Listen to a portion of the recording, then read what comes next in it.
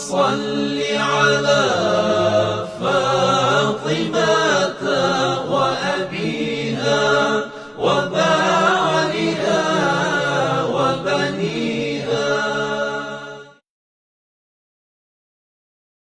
رسول اکرم صلی اللہ علیہ وآلہ وسلم بعض صحابہ کو احکام دین کی تبلیغ، تعلیم اور تبلیغ کے لیے اطراف کے علاقوں کی طرف بھیجتے تھے. اس کو ذہنوں میں رکھیں. یہاں سے جو تقلید کی بنیاد سمجھ میں آ جاتی ہے. پیغمبر اسلام خود اپنے بعض اصحاب کو اطراف میں علاقوں میں تبلیغ دین کے لیے اور تعلیم دین کے لیے روانہ فرماتے تھے. وعلیکم السلام. پیغمبر یہ کام کرتے تھے. ان میں سے مصعب ابن عمیر، معاذ بن جبل، ان دو ناموں کو، مصعب ابن عمیر، معاذ ابن جبل، یہ واضح نمونے ہیں کہ جو تعلیم و تبلیغ کے لیے باہر جایا کرتے تھے. حضور صلی اللہ علیہ وآلہ وسلم فرماتے تھے، اس دن بھی فرماتے تھے اور اب بھی پیغمبر اسلام کا فرمان اپنی جگہ قائم ہے. کیا فرماتے تھے؟ کہ بغیر علم کے فتویٰ دینے سے پرہیز کرو. جب علم نہ ہو، جانکاری نہ ہو، معلومات نہ ہو، صحیح طور پہ علم نہ ہو تو فتویٰ دینے سے پرہیز کرو. یعنی ہمیں کہہ رہے ہیں کہ دیکھیں جب تک تمہاری معلومات مکمل نہ ہو فتویٰ نہ دو. تو ہم میں سے کسی کے لیے بھی فتویٰ دینا جائز نہیں ہے. جب کہ آپ معاشرے میں دیکھیں گے ہر شخص صاحب فتویٰ ہے، اکثریت صاحب فتویٰ ہے، فتویٰ دیتے جاتے ہیں بغیر علم کے، بتاتے جاتے ہیں. احسن. تو یہ حرام ہے.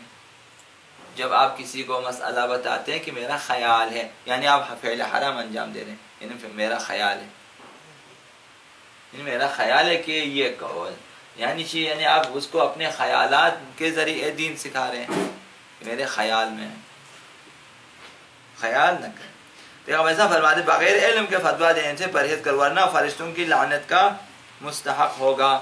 من افتى بغیر علم، جو بغیر علم کے فتویٰ دیتے ہیں اس پر فرشتوں کی، خدا رسول و فرشتوں کی لعنت ہے.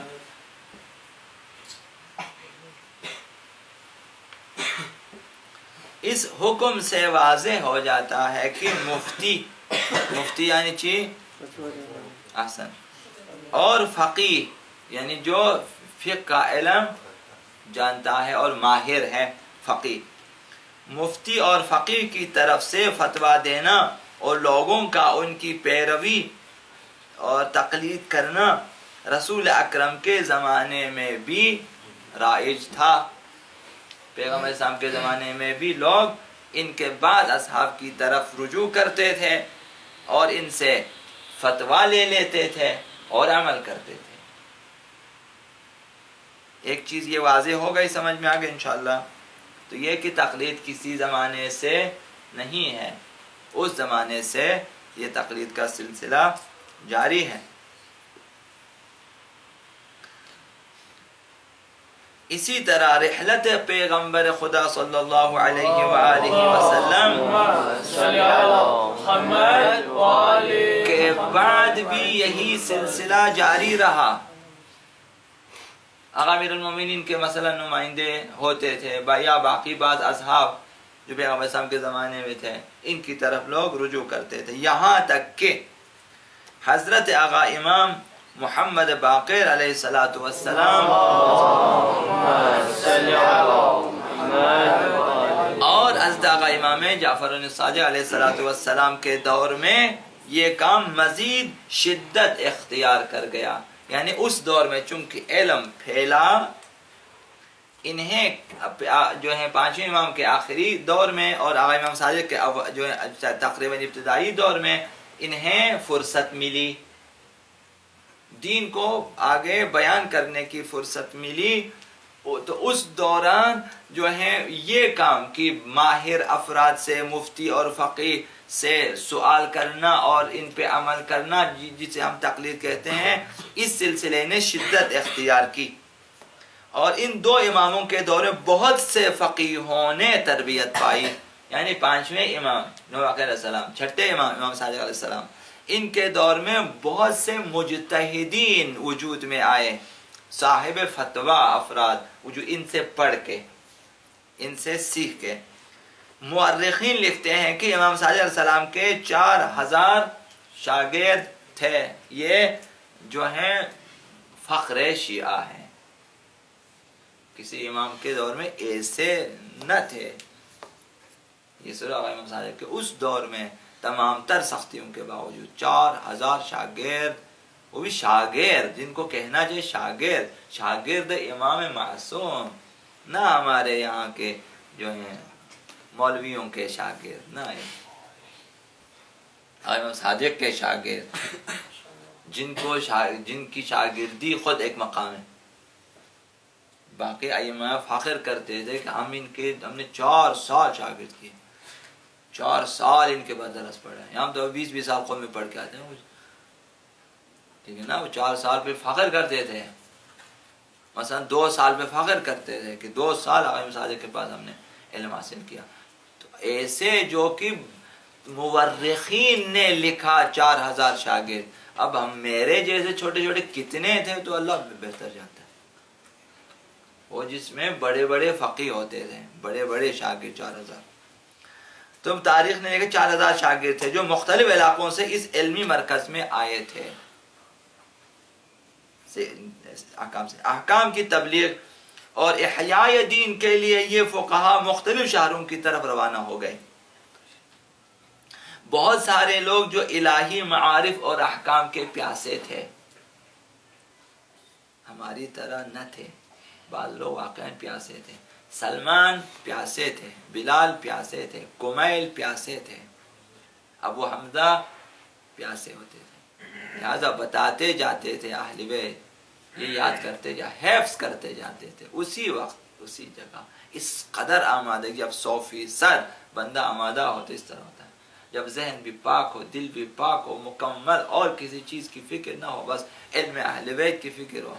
تو امام علی چلتے چلتے بتا دیتے ہیں، کمیل حفظ کر لیتا ہے، ابو ذر حفظ کر لیتا ہے، ابو حمزہ حفظ کر لیتا ہے، دعائیں، زیارتیں، تعلیمات حفظ کر لیتے ہیں۔ تو ایسے تھے احکام دین اور جو ہے احیاء دین کے لیے فقہا مختلف شہروں کے میں روانہ ہو گئے، اور بہت سے لوگ جو الہی معارف اور احکام کے پیاسے تھے، دور دراز علاقوں میں زندگی گزارتے تھے، اہل بیت اطہار تک ان کی بلا واسطہ رسائی نہ تھی۔ اسے ضرور ذہن میں رکھیں، دور دراز علاقوں میں رہنے والے اہل بیت کے علوم کے پیاسے جن کی رسائی نہ تھی براہ راست اہل بیت کی طرف، ان تک رسائی نہ تھی، انہوں نے ان کی طرف رجوع کیا کہ جو علمی مرکز علمی اہل بیت، یعنی امام صادق اور امام باقر علیہ السلام کی شاگرد جو ہے، یہاں سے اس مرکز سے یہ لوگ دور دراز علاقوں میں گئے، یہ لوگ ان کی طرف رجوع کرتے تھے، رجوع کیا، اور وہ اپنے مسائل ان سے پوچھتے تھے، اور علم ائمہ اطہار کے بحر بے کراں سے سیراب ہوتے تھے۔ یہ لوگ ہزاروں احادیث کے حافظ ہوتے تھے، قال امام صادق، قال امام باقر، اس طرح بتاتے تھے کہ امام باقر یہ فرما، تو علوم ان کے سینوں میں ہوتے تھے، وہ بھی پیور، خالص، کسی چیز کی ملاوٹ نہ تھی، سیدھا امام کے کی جو ہے زبان مبارک سے سنا، حفظ کیا اور آگے پہنچا دیا، صرف ایک واسطہ تھا۔ ہم تو کتنے واسطوں سے آ کر اہل بیت کے علوم تک ہم پہنچ جاتے ہیں، کتنے واسطوں سے، وہ خود ایک واسطہ تھا، ادھر سے سیکھا، وہ ایک واسطہ، یہ بلا واسطہ اہل بیت سے سیکھتے تھے، اور وہ صرف ایک واسطے سے۔ اس حوالے سے وہ لوگ خوش قسمت تو لہذا سیراب ہوتے تھے. یہ وہی تقلید ہے کہ جس کے بعد نمونوں کی طرف ہم اشارہ کریں گے.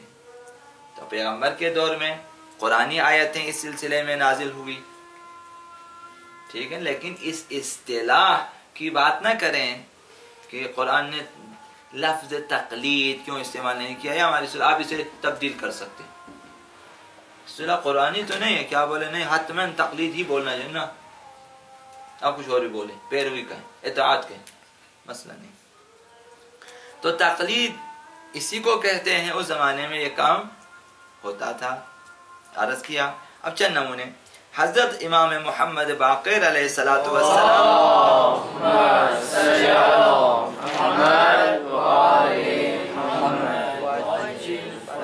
یہی ایک عرض کروں گا چونکہ یہ پھر طولانی ہے، کل پھر باقی عرض کروں. یہاں تک آپ ذہن میں رکھیں کہ ائمہ اطہار کے دونوں چھٹے امام کے دور تک جو ہے یہ تقلید کا اس طرح کا سلسلہ تھا. چند نمونے، ایک نمونہ ابھی ہم عرض کر دیتے ہیں. حضرت آقا باقر علیہ السلام ابان بن تغلب سے ارشاد فرماتے ہیں اجلس فی مسجد المدینہ.